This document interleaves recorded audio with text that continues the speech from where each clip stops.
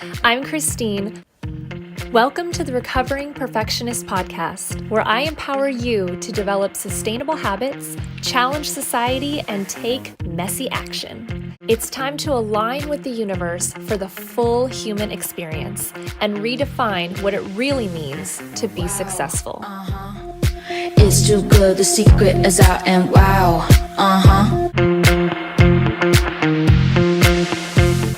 Welcome back to the Recovering Perfectionist Podcast. This season, we're in collaboration with the dance wellness community, and I am here with our business and branding coach, the Wow Man, and also just so happens to be my dad, Louis Barr. Welcome.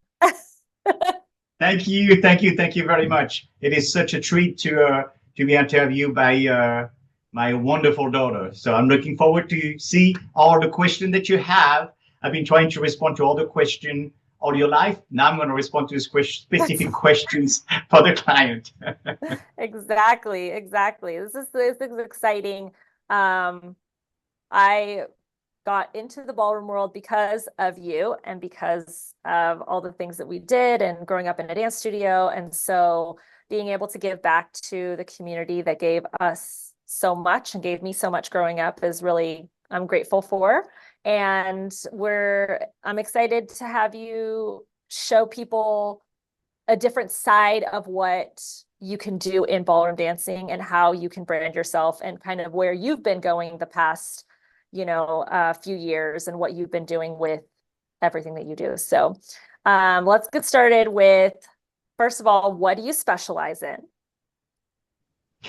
So I'm a branding coach and help also the people in business to make the transition between ballroom dancing to business and how to make the relation one to the other and understand this concept very clearly. That's great. And how long have you been consulting and coaching? Well, I've been doing this business coaching to make the transition for at least 6 or 7 years. And I did that also when I was in the world of ballroom dancing because I have some studio who brought me to understand how to actually run a studio since I run mine as well for 20 years. And I always never be afraid to say what I did good and what I did bad. To be Learn sure from that your the people mistakes. run. Yeah, absolutely. Right. I mean, if you don't learn from your, let me start again. If you don't learn from your mistake, there's no reason to make them. Right, exactly. And this is good. See, this is the Recovering Perfectionist Podcast. So we make mistakes all the time. We're okay with it. We're, as we've discussed on previous episodes, coming from the world of ballroom dancing, it's a very perfectionist-driven industry. That's right. In the real world, that is a little terrifying and traumatizing at times because, as some circles say, it's better done than perfect, because if you wait until it's perfect, you never get anything done. That's right. So, there's always one thing that I say. A mistake is a gift. It's not a problem. It's a gift. If you start filming, everybody now is with their telephone, doing TikTok, doing all those different things. And so you're walking and pop, you claps on something and you say, rather than say, I have to start over. No, you use that as a gift by saying, you see, I'm trying to talk to you. I'm so proud of it. I cannot even walk straight. You know, so you use a mistake as a gift. It's a way to learn. That's what we just said just before, right? Way to learn. Yeah, absolutely. Yeah, but you can make it work for you. And that's kind of that business branding, marketing that we're going to kind of get into here. So the last thing I want to ask you is, who is your target client? Well, a lot of time that's the people who actually want to stand out of the crowd. Because, the thing is this. If you want to get business, you have to get as many connection and as many view possible. That is the internet, or if it's a big networking event. If you go to a big networking event, I've been some networking event where there was 2,500 people, and I'm a short guy, 5'7", so I don't stand out because I'm 6 or 7 foot. But I stand out because the way I carry myself, thank you for ballroom, the way I dressed up, thank you for my French, my French background, Yeah. and also by the way I was treating the people, and that's etiquette. So it's important to always stand out in the crowd. Whatever the crowd you are in, you have to be sure that you can stand out in the crowd. Yeah. And Show, by the way you show dress people your up, gift. yes, the way you're kind with people, the way you talk, the way you listen to people, the way you compliment them. You know, the first thing is, I always say that to people. I said, you know, I'm not here to show you that I'm a superhero. I'm here to show you what kind of superhero you are. Mm. You're the mirror. Yes, exactly. Love that. That's good. Yes. I love that. So we have why I'm really excited for you to be part of this community is because, as we discussed, wellness, most people think of wellness as physical wellness. Mental health is a big thing now. We're the tip of the iceberg of financial wellness. But a lot of people don't understand how basically you're a walking billboard every single day. And everyone is constantly marketing themselves, whether it's good marketing or bad marketing. Yes. They just need to know, how to market themselves well. And a lot of people don't know that because they don't realize that every single second that they're on their phone, posting an Instagram, talking to someone at a restaurant, that's an interpretation of who you are. And that's how you're representing yourself. Yes. And in ballroom dancing, we understand that to an extent because every time you walk on the floor, you present yourself well, that you're always being judged. So there's this constant need to look good, feel good, be the best that you can be. But when you walk off the floor, it's a whole different world out there. That's it. And if I may, I will just cut you and tell you something very important about this. A lot of people think that you are winning the competition on the floor. You are not winning the competition only on the floor. You are winning the competition in addition where you carry yourself off the floor. If you're arriving, when you put your feet in a hotel, you are already judged, because if you have some people who actually is going to judge you, they don't really know where you are, but you carry yourself by pushing people around, and disrespectful the employees, and everything. You are not starting good on the floor. Right. Reputation. Exactly. The people who are looking at you right now, they're going to say, wow, what kind of person is that? And I'm staying polite because I never cuss, right? Yeah. Because there are other people, they will use some different word. I don't. But the thing is this. That's one of the things. The number of times the F word is used off the floor, and the judge listens to this and they say, oh, God, what the heck is happening, And you find yourself in the elevator with another judge. Well, rather than just ignore or just use the F word talking to your friend and everything, you can just say, well, it's a pleasure to meet you. I know you're going to judge me. I try to impress you the best I can, and I'll do the best. And so right away, the judge already thought that you were nice. You already have some etiquette and everything. When you come on the floor, if they don't know you, they're going to say, all right, if he dance like he talk, I think I'm going to like him. But let me see, first of all, how he dances, But right. You see what I'm saying? But the first impression was good already. So these are already, because let's not forget that we're human. And when we say we're impartial, I don't know anybody who's impartial 100%. It's hard not to be really, not biased. No, it's very difficult to be impartial 100%. Right. If you have two couples who are on the same level, I mean, I'm talking about the same level, not the level like this. No, the same level. Right. And one of this couple is a friend of yours.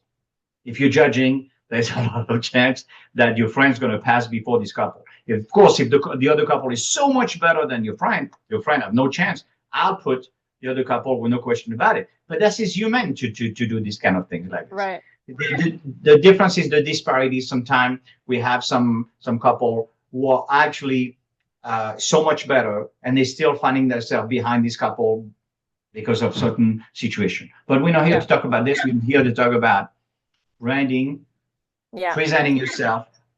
Well, so I think my next question is how we can get into it is more along the lines of most people would say that ballroom dancing already is a business. So why do we need to have another business outside of ballroom dancing? Well, let's say tomorrow something crazy happened. There's a virus who goes around and nobody can walk anymore, right? Well, that's it. The world of ballroom is closed. Yeah.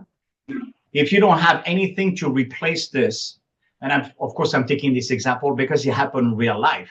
The world of ballroom dancing got hit very hard. We probably lost a quarter of the business. People will never come back because of this. Right. But this is not the only thing. Unfortunately, some people get hurt. Injuries. And they cannot dance anymore. And that's what Right. they want to do. They want to dance. Some of the people, that's it. They're done. They get bored. Yeah, You or they know? can't find, So- or it's very difficult to find steady students that are willing to compete at a high level That's right. regularly and have that, you That's know, right. we talk a lot with our practitioner in Balia with the financial wellness and efficiency about how inconsistent the income is in our industry. And, you know, we don't have retirement, we don't have 401ks, we don't have any of that stuff. So really what you're making is, you know, hopefully you have a good business setup. You've been learning from different people. Maybe you have a studio, maybe you don't, but you're able to generate some sort of income while you're competing as a professional. And then Yes. you're able to then use that money to either invest, right? That's what we talk about with Embalia. But with you, it's more about not just banking literally on this industry, but having what we call in, you know, the millennial world, a side hustle, which can also become your main hustle later on. Yes. Or just something else that's not just this, because not only does it, you know, diversify your financial portfolio, but it also allows you to not have your entire identity wrapped up in one thing that you do.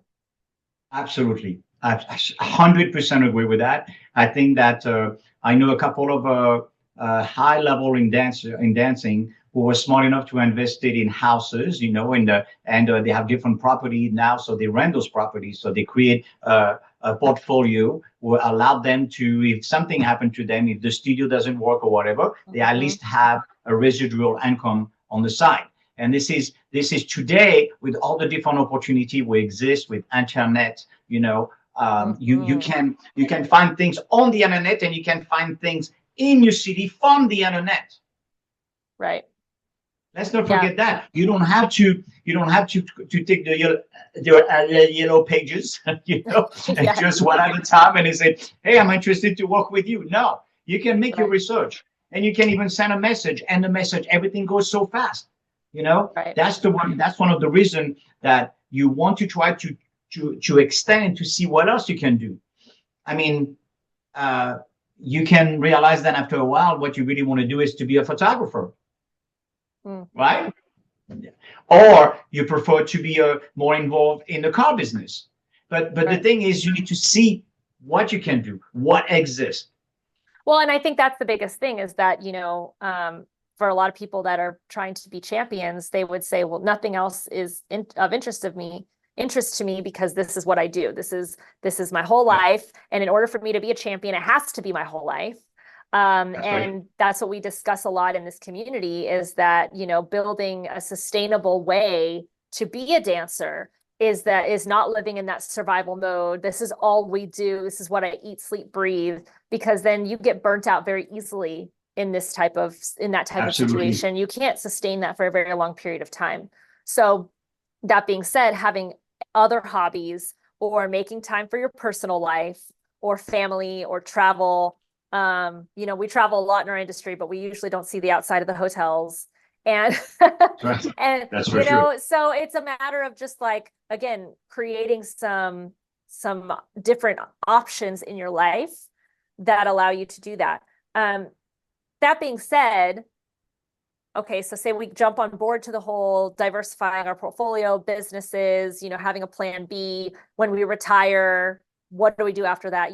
Because that's another big thing is that when you retire, a lot of people don't know what to do. They have no idea where to go. This has been their whole life for so long. They've not built out any other lines of community or anything like that. So now it's like, what do I do with my life? And a lot of people follow the path of owning a competition, owning a studio, judging, that kind of thing. So they kind of stay in the industry, which again, there's only so many things that can be done from that. But it's nice to already have something else being built on the side when you're competing. So then you can kind of fall back onto that later.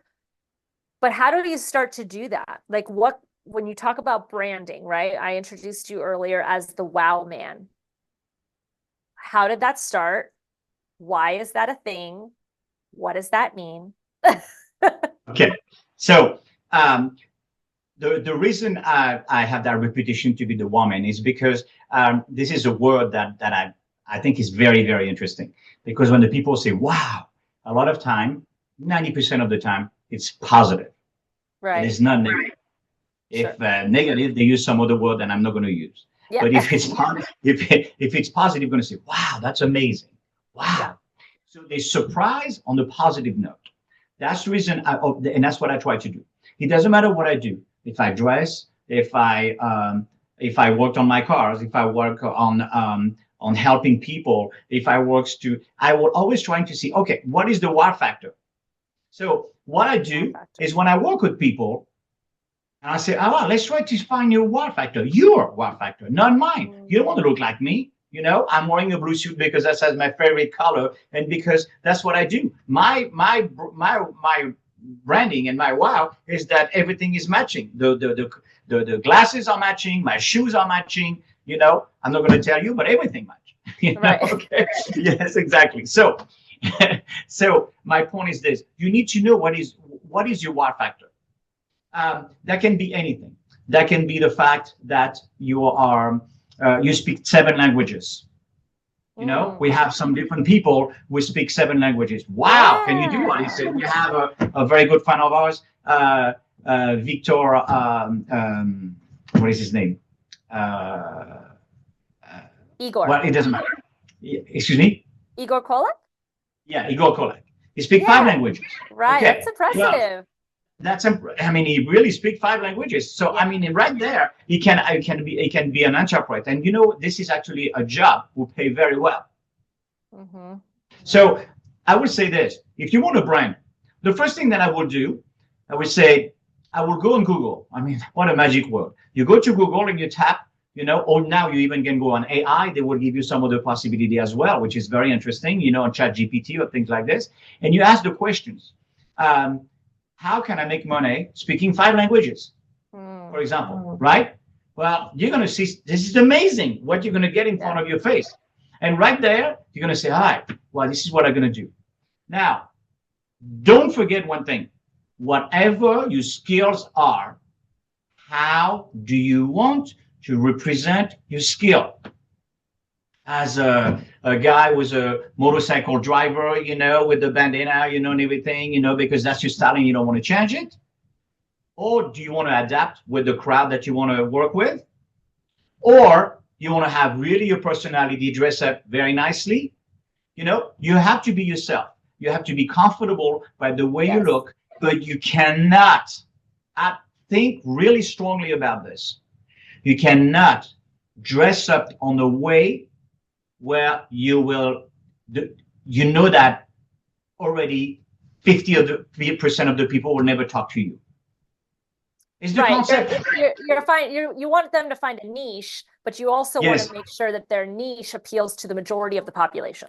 Exactly. That niche can work with that. It's like the problem of the politic. I have some people, they're wearing a Trump cap, and right there, that the people who are not for Trump, they're not going to do that. Or the people who would just say, okay, they have the shirt. Well, that's t-shirt. Also, I think also that's very controversial. So that's like diving, like automatically you're going to get good feedback and absolutely good feedback and bad feedback, or positive and negative, let's say. Versus if you do something a little bit more generic or a little something that's not going to like ruffle feathers, you know what I mean? I think that's what you mean. Yeah. So when you say it, and I said when you say generic, that's good. But even on the generic, you need to be different. You know, you Right, need right, to right. be I guess I just meant more like you're not generic. You want to be the person that stands out from the crowd, but you want to yes, be someone that appeals to a general exactly, audience. exactly. Because That the general you audience is not going to be the people that stand out to a crowd. Your crowd is not,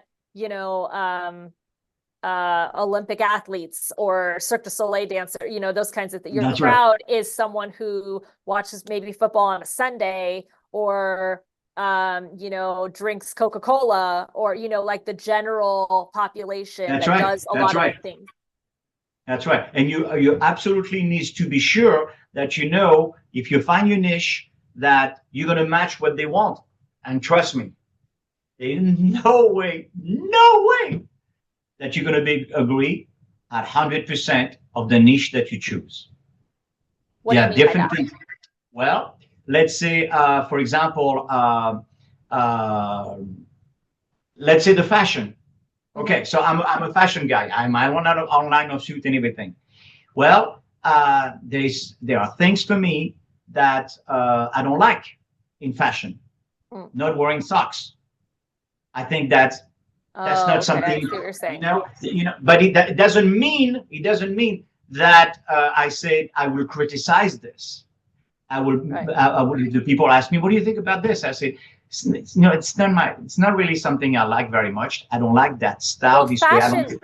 fashion is such a Yes, grand topic. huge, You're not huge. going to agree with everything that's fashionable, Absolutely, but that absolutely. doesn't mean that you still can't have that be your niche. Yes, but okay. Let's take another example. Let's say, for example, you're a realtor. Mm. And so when you start to work and sell houses and everything, well, you don't have a chance to do anything else than what your team or the person will hire you. You cannot do anything that what they tell you to do. Even if you're very creative and you want to bring some cookies or you want to do some different things or hors d'oeuvre and everything, and they say, no, we don't do hors d'oeuvre. You say, but yeah, I'll pay with my own money. No, we don't do this. You see, so you have to adapt first for what the people want. Now then they see that you're good. That's when you start to say, all right, can I give some ideas and tell you, I think in my opinion, that will work. Well, can we try? At least I try myself, and everything. Yeah. But you cannot right away and pose right the way you want to do things. It's like when some of you are owning a studio and you own a studio and there's a guy who's coming, and he start teaching for you. And after a month, he's going to say, oh, yeah, I'm not teaching like this. I'm going to teach this way. No, but this is not what we're doing. No. But me, I'm going to do that. Because there's a brand with the studio that needs to stay cohesive. Exactly. Stay cohesive. Exactly. So you choose who you want to be. Choose. Today, there is for sure. Today, be kind. It is something that works well. Yeah. That's the first thing. Because too many things happen in road rage and all this stuff, and this amazing invention brought so many bad stuff because they bring propaganda and people they believe that planet Earth is flat. Right. I mean, this is just incredible. Yeah, so yes.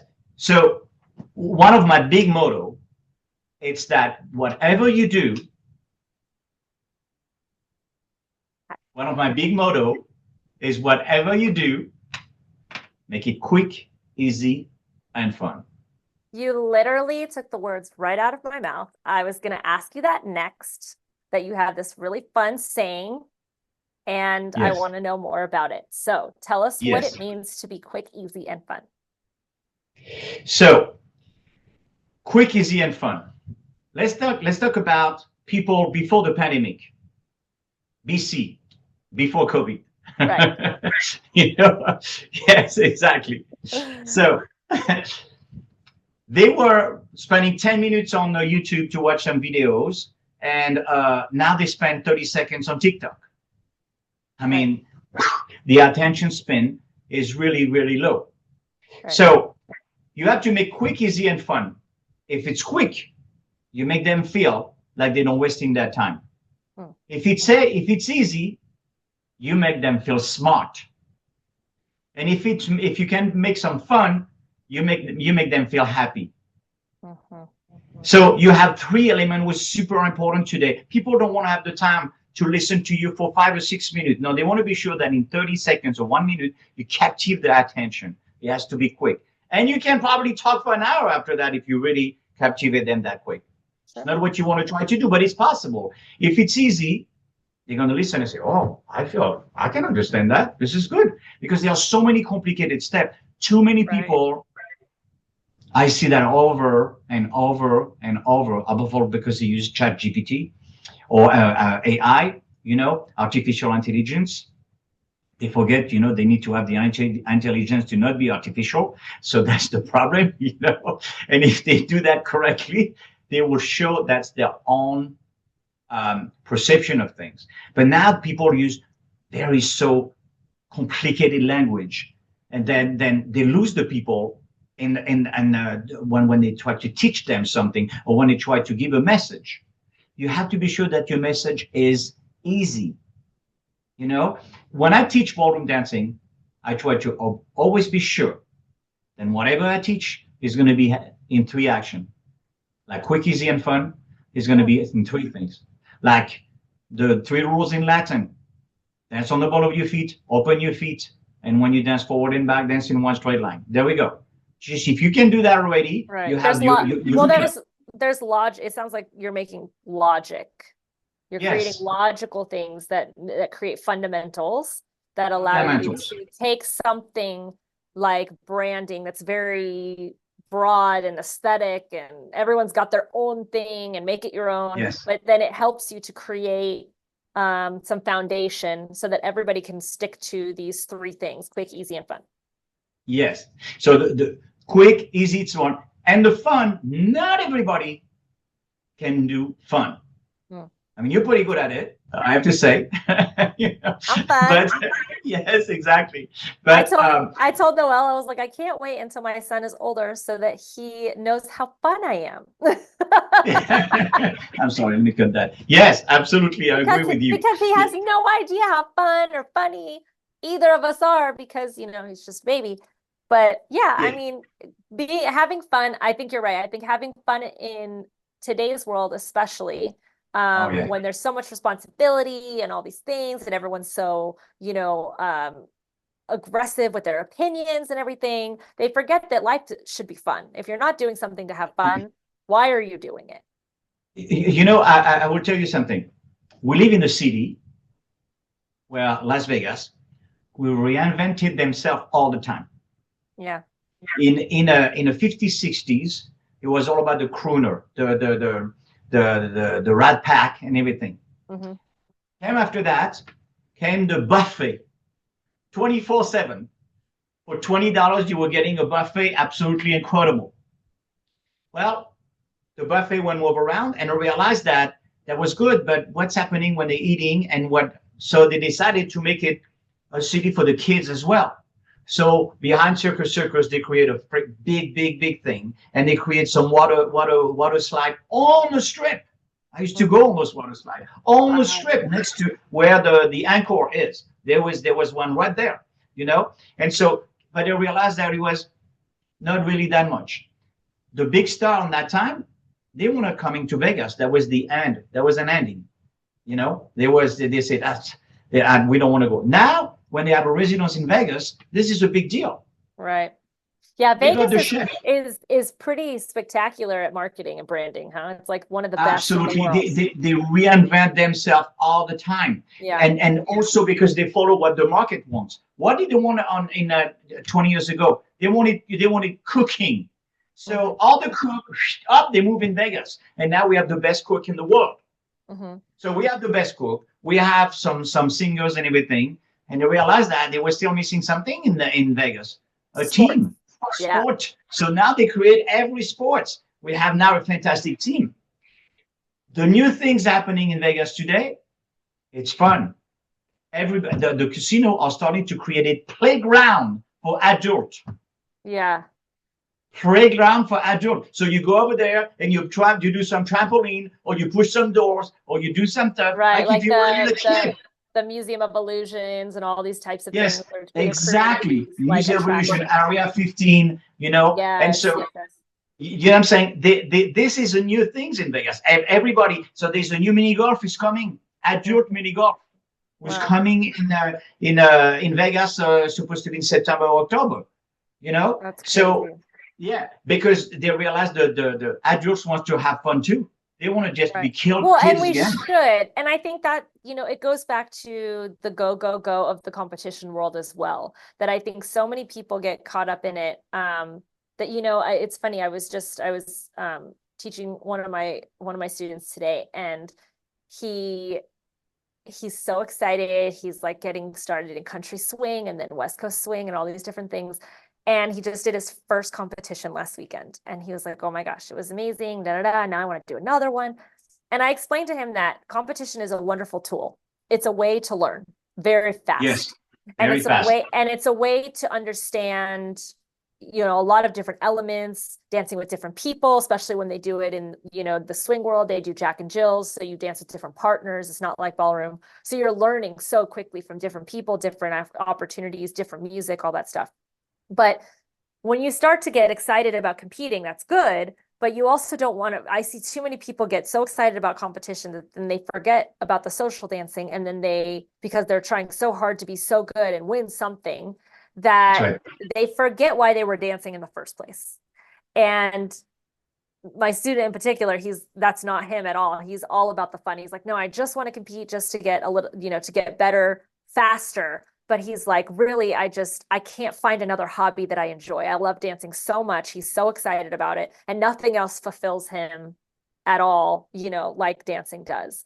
And I think when we start competing at a high level and trying to win championships and go to Blackpool and do all these things, and even students, we talk a lot about the professionals, but the students are the same. They get very excited. They get very competitive. They want to know who's in their heat, who's in their age category, what's going on. Let me win this. And then they forget all about the fact that they actually just wanted to get away from their regular job.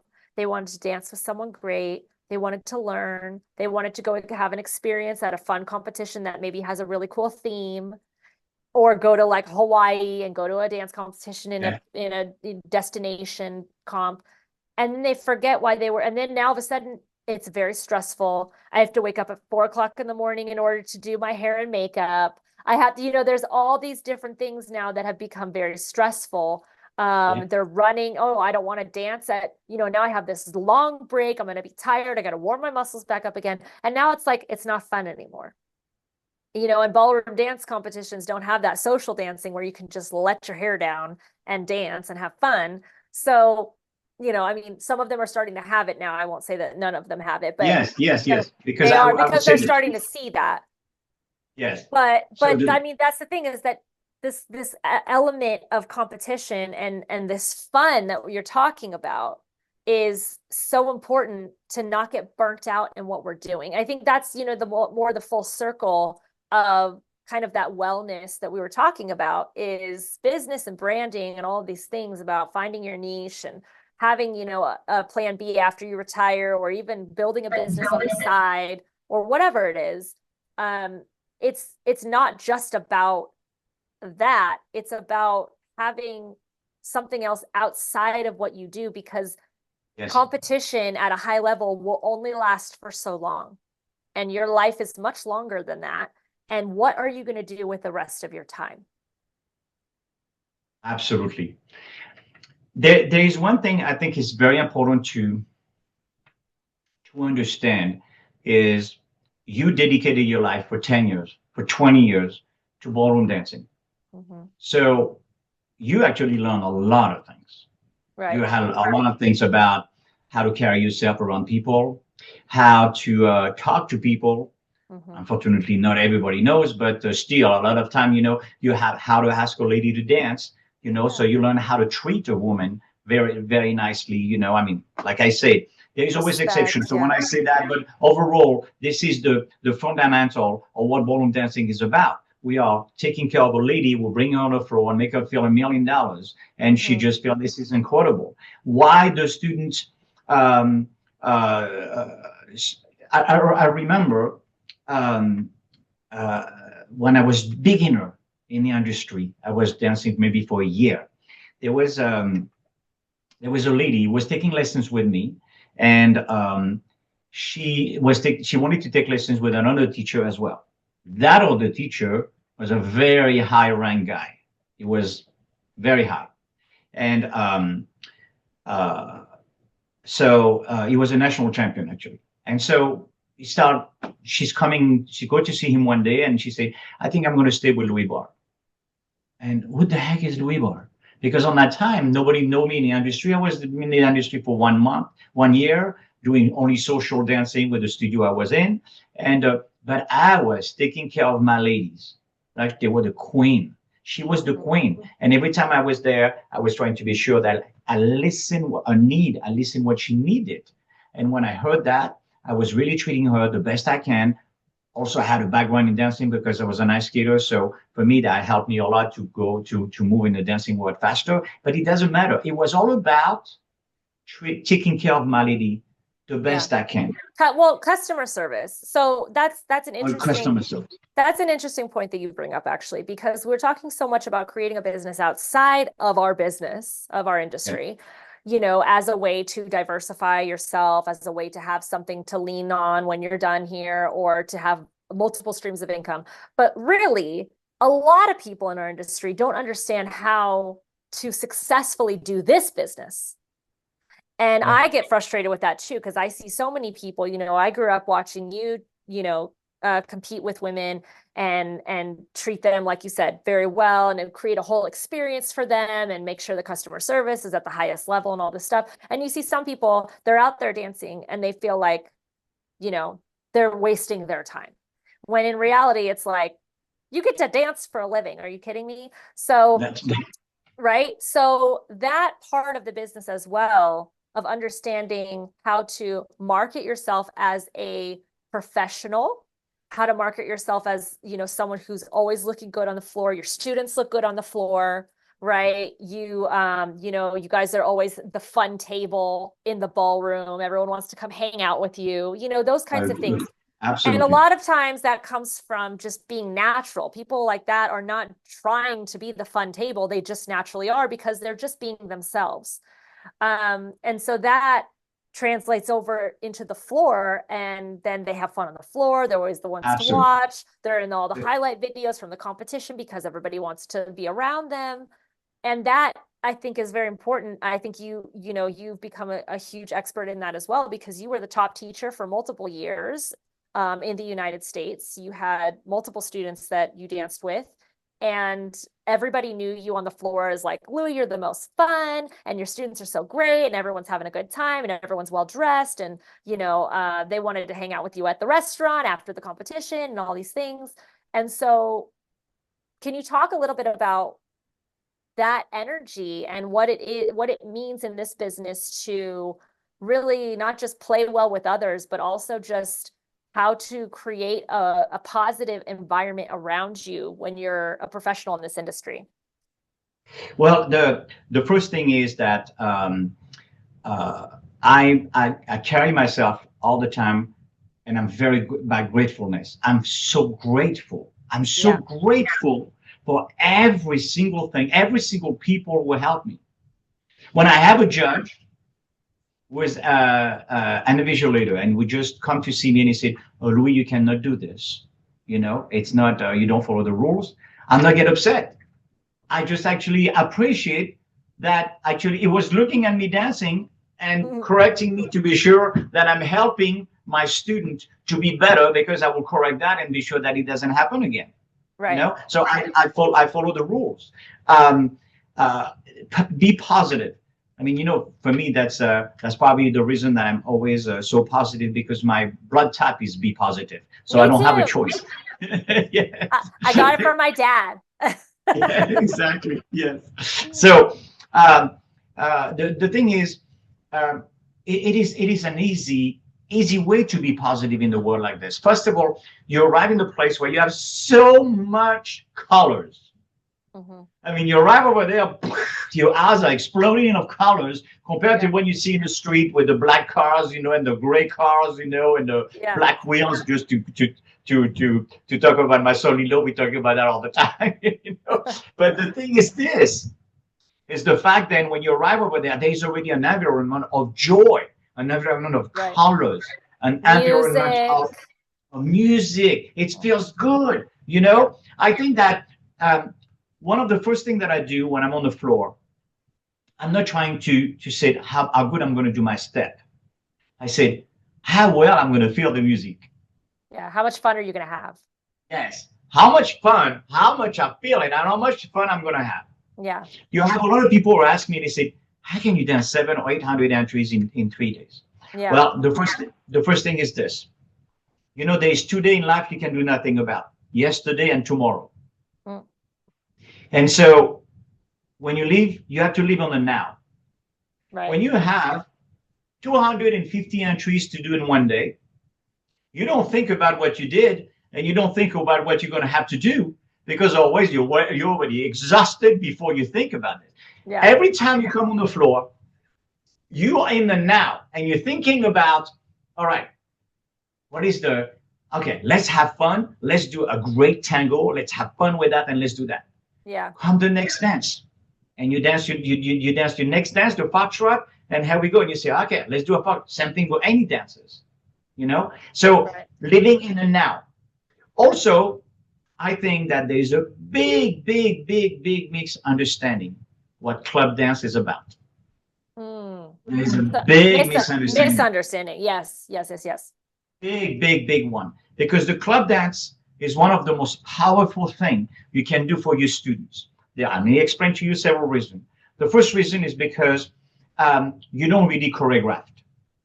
And actually, there were some rules in one of the competitions that I went a couple months ago where you were not able to choreograph. If it was choreographed, you will lose points.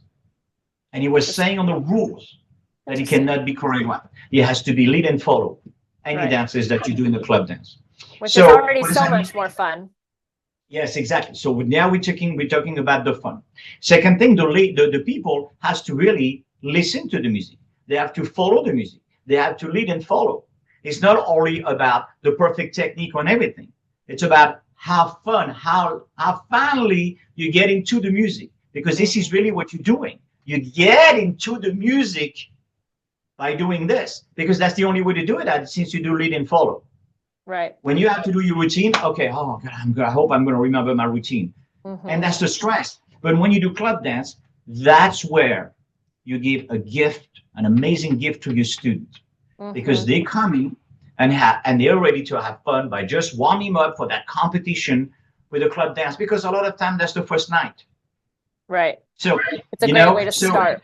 That's the way to start. That's the way to bring them in the atmosphere of the dance. Already the judges see them. And if you know how to lead them and dance with them correctly, you're going to say, wow, they're good, these people. I didn't know where they were, but they can dance well. I cannot wait to see when they're going to do the cha-cha, the rumba, and all those dances. But they already they have a good impression. There's another thing. And here I'm talking about, and of course, the students can hear this because they need to hear this. This is a business, and you want to bring more entry in competition, do it with the club dance, because the club dance going to absolutely help you to make your students happier. This is the unstressed time. Right. The stress is coming when you have to do the routine and doing it, and the competition is very rough and very harsh. You know what I'm saying? So that will be, you can bring probably 30, 50 entries very easily by doing some club dance. If you have 5 students and each of your students are doing 20 club dance, that's 100 dances. 100 dances. Yeah. Now you become one of the top teacher. Easy. Right. You know? That's the thing. Yeah.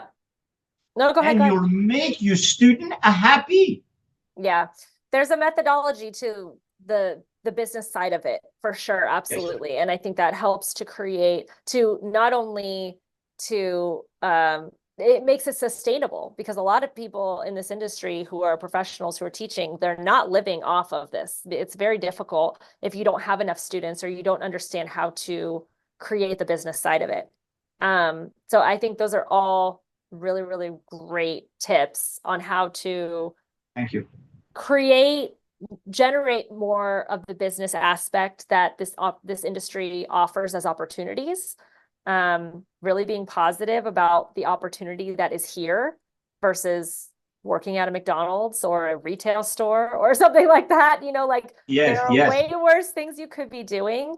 And I think the thing is, a lot of people fell into it. Some people ended up in dancing because they were good at it, and then it turned into something, and then it's like it just kind of dominoes and rolls from there. That's right. But then also, once you do get wrapped up in it and it's, you're living your life competition to competition, then it's hard to stop the train, on the other side, and to really see what else you can do with your life. So I think, again, we could talk about this topic and all these topics with our practitioners for hours, because that's the idea, is that there's so much to say and so much Yes. so much, to offer of advice and tips. I want to say one more thing. Yeah. I ask a lot of time when I go teach, and one day I'm invited in their studio to coach the whole studio. The students do some choreography for them and everything. The first thing I ask the teacher, and they say, when you teach a student, okay, you come on the floor, who needs to be happy first? Well, the student. No, you. Mm-hmm. You cannot fool the student. Right. If you are born, if you don't want to be on the floor, the student's going to feel this. But in coaching, we say you can't pour from an empty glass. So if you're not full, yes, your student's not going to be full, because you can't give them joy. And this is contagious. When I go on the floor with my students in lesson, I'm so excited. I'm so happy. We're going to learn some new stuff, and we're going to have fun, and we're going to laugh, and everything. Then I know what the students spend, and they say, oh my God, that was such a good lesson. I mean, I must be cool to be teaching, because he's always laughing. He's always happy when he's teaching. Well, I make myself happy. I don't try to be sure. And because of that, it's easy, because I'm contagious, and my students are always happy. I hear that so many times from my students, that they say, oh, I had such a bad day, and I know I was going to see you. And I say, good. I know that I'm going to finish my day well, because I needed that so bad, to laugh with you and to dance, and everything. And we learn every time some cool stuff, but we learn it by having good time, by fun, or we laughing. And sometimes, if it's the person have very difficult time in their life and everything, we know that sometimes we have to listen and try to give them some joy by just be positive again and everything. Be happy first, and everybody around you is going to be happy. The people are going to want you around. You're going to be contagious. Yeah. That's a wow factor right there. That is a wow factor right there. I love that. And we know from firsthand experience that works. So that's very, very cool. Yes. Awesome. Well, listen, like I said, we could go on this topic forever. But we also just want to use this podcast and this newsletter as an opportunity to give you a taste of what you can learn when you work with Louis, and when you, are a part of our community, that there is so much more to offer. And whatever direction you're trying to go in your life, there is a practitioner for you. There is someone that can help you understand how to generate more of that goodness in your life. So you can go to www.dancewellnesscommunity.com and all the information is in the show notes. If you have not signed up for our newsletter, I'm not quite sure how you're seeing this podcast, but if you do happen to see this podcast because someone sends it to you, sign up for our newsletter. And I just want to thank you for being here with me today, Dad. Absolutely, my sweetheart. Absolutely. And thank you for sharing so much of your experience in the ballroom world, but also what you've been doing outside of the ballroom world, and just helping with just entrepreneurship in general, because I think it can be a very lonely road, entrepreneurship. And when we are able to share in our strategies and our tools, it makes it a lot easier and more fun, as you say. Absolutely. Thank you for having me. That was a pleasure. I'm looking forward so much to see and to talk with different people if they want that I help them, or I'll be there for them for sure. Awesome. Awesome. Awesome. Well, thank you guys so much, and we will see you next month. The secret is out and wow. Uh-huh.